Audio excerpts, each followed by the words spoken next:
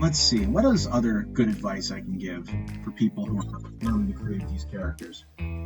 Um, the less backstory you have, in my opinion, the better.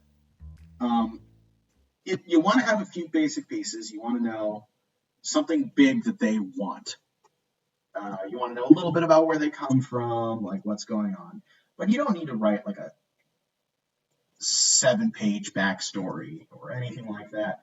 Um, like Blue's a good example. I came up with so little. I just basically said, yeah, spent her whole life in an orphanage.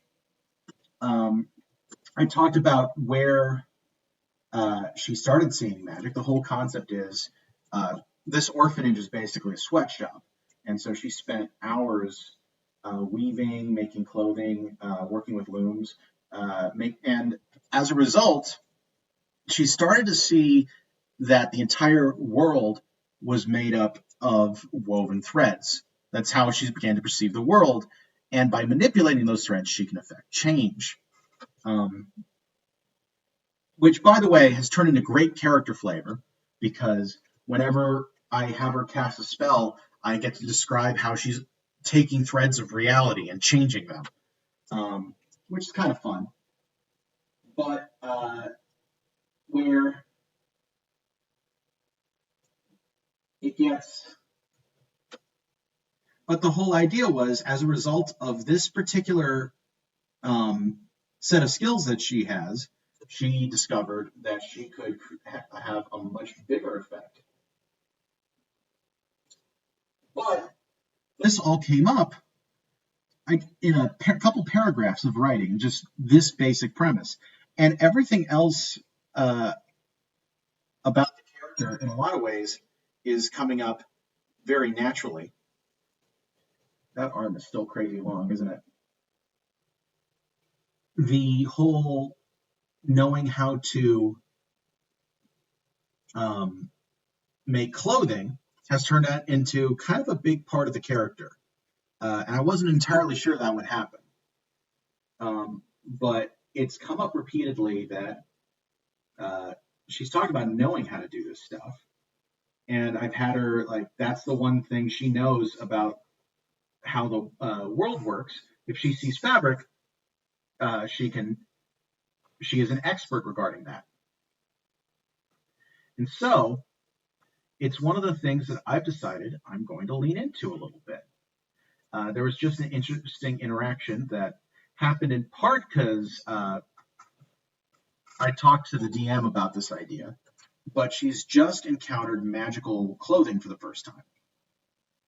And I think a long-term goal of hers is going to be to start making magical clothing. Because the whole idea of seeing the world as being like woven fabric, and then being able to weave fabric of your own and being able to alter reality. What if you could weave those strands of reality directly into clothing? And I had talked to the DM about this idea, and in the last game, we kind of had a moment where she could see this stuff for the first time and could actively get the idea that I'd already had as a player. That's something you can do. You want to be a little careful with it. But it was organic at the time. It's been interesting also because I'm kind of trying to both come up with stuff for the character but it's not stuff that she's coming up with. So I've had to figure out, like, would she possibly run into this? And that would spark this idea. Also in the last game, we talked a little bit about other stuff in her background. The DM had specific requests, and so I obliged. But one of the things was one of the overseers that I had to deal with, who is a dragonborn. And we found a magic shop, and that's how I kind of found this stuff. And the proprietor was a dragonborn. And I immediately decided to latch onto an idea. That idea was, Blue's afraid of Dragonborn because she knows this guy. She's not right to be, but she doesn't have any experience with any Dragonborn except the one that has been cruel to her.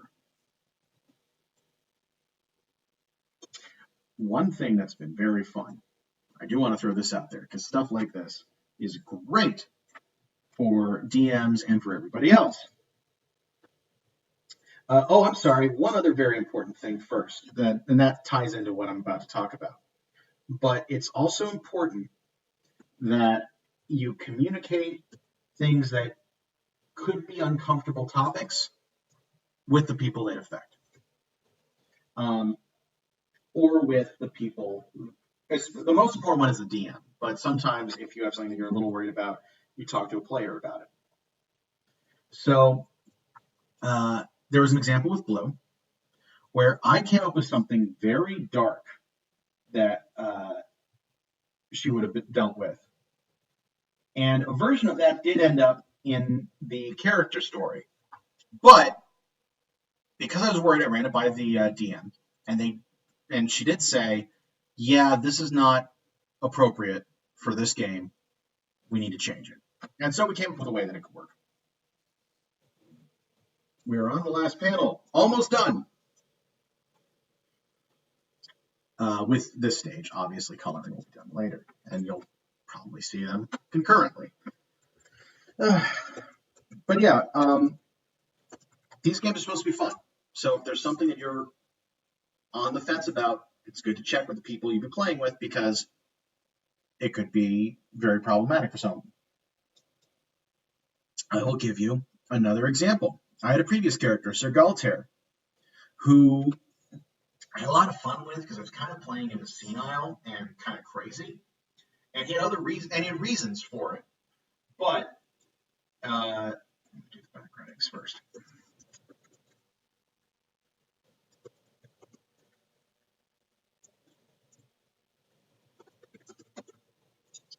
But I realized after I'd come up with the character and I talked it over with the party and everything like that, that there was someone in the group who had personal family tie to someone who has issues along those lines.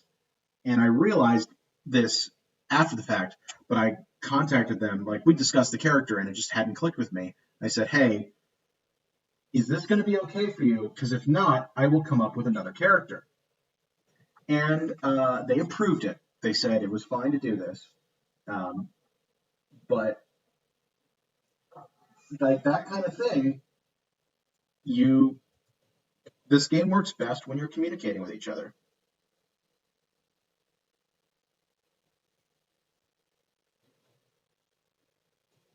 And it is fine to check if you think you might be drawing a line, and for them to say, yes, you're drawing a line.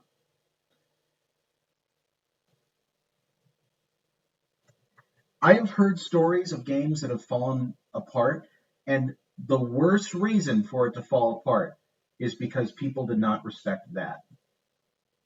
A lot of times, honestly, when I've heard about really disastrous games happening, a part of that is because a subject came up that someone was not comfortable with, they expressed that discomfort, and it was ignored. It fell on deaf ears. And they left the game, sometimes in dramatic fashion. And I hate to hear that because this should be a fun game for everybody. And it's always very depressing to me when someone has that fun taken away from them by selfish players. Because that's what it is. It is very selfish. I'm actually going to put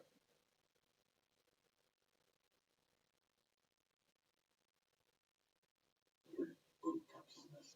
Why not?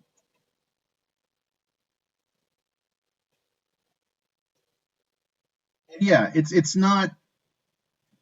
I want to make it clear that that's not the way it's commonly done in D&D. Most of the time, I've heard about groups being good about this kind of thing, but let's do it that way. That's where a lot of these games can get into trouble. And if you're just getting started, this is something you should look out for. Now,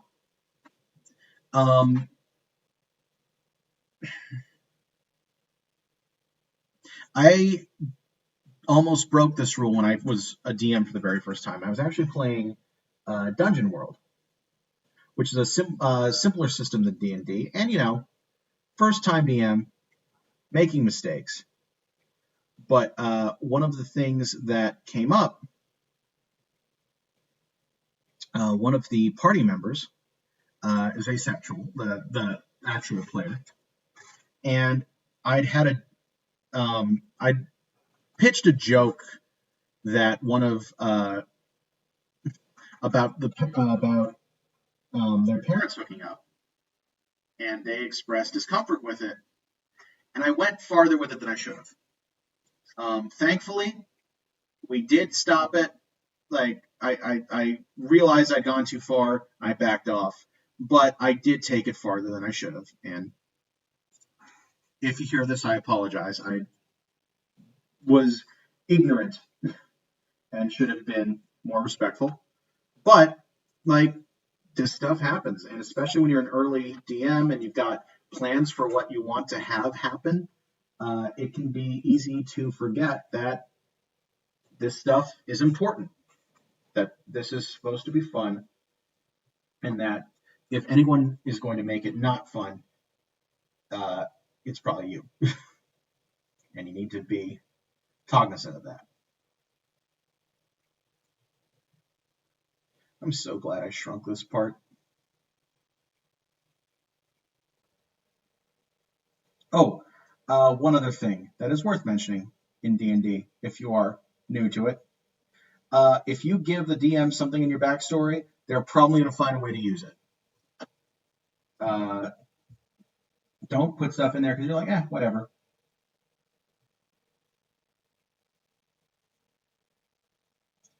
I got burned with that in my very first campaign because I talked about my character being on the run and his dad being an admiral in the Alliance military. And guess whose dad showed up in the last game? I was like, are you kidding me?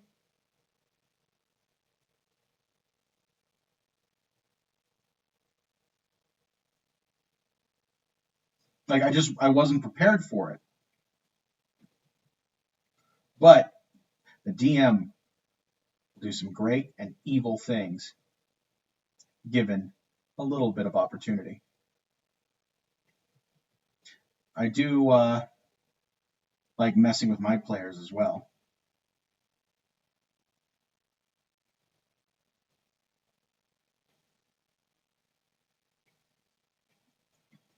One of my characters was ex-military and had abandoned his post in order and become a deserter and left behind his family. So naturally, at some point, my player ran into his family, and he deserted the post because some really bad stuff was going on. He was effectively a war criminal, was being treated as a hero because everything he was doing was stealth, and it just didn't sit well with him. And the big thing that he found out upon reuniting with one of his daughters is that his other daughter had his same deployment, had joined the military. And this, oh man, the player was mad at me. It was totally worth it because it was a great character moment. And it's one of the best things that can happen. Like, the player is happy this happened. Like, we've talked about it, and it's led to some great stuff. All right, with that,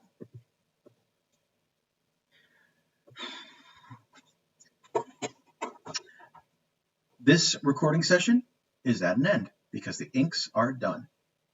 Thank you all for joining me. I hope it was enjoyable for you as well. If you were interested in supporting my work, you can do so at the link at the bottom right, www.patreon.com/bwhcomics. I'm also BWH Comics on Facebook, Twitter, and Instagram, and my website is bwhcomics.com. You can find this webcomic at www.CosPaincomic.com. So until next time, rock on, guys, and never stop drawing.